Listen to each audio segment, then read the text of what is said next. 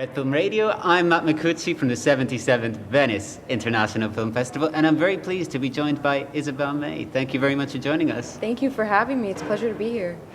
Well, it's a real treat.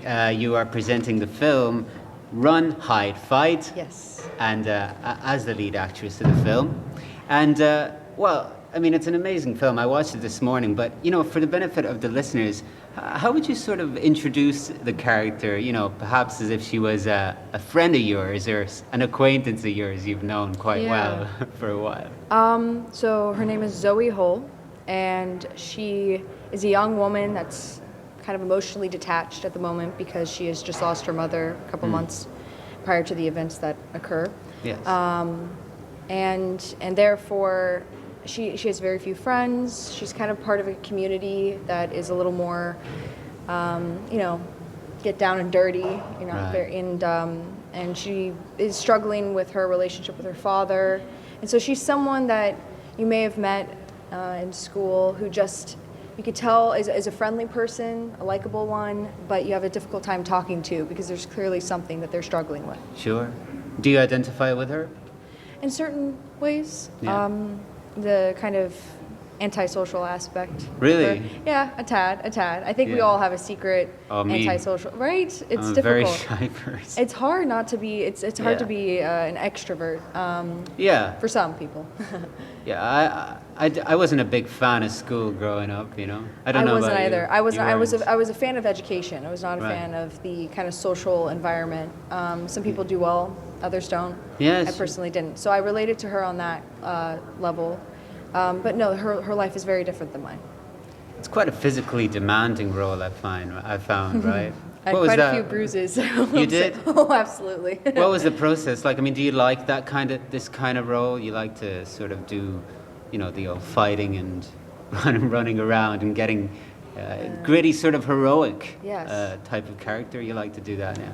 Well, it's technically my first film ever, so I don't really have anything to compare it to. Right. But I really enjoyed it. But I enjoyed it because I also got to be vulnerable and emotional, and it wasn't Yeah. solely about the action, but that was an aspect to Yeah. it, of course. So yeah. And of course, this film kind of talks about a very serious issue, you know, Yes. school shootings. So, did you ever think about that aspect? I mean, do you have any, you know, views on this current situation?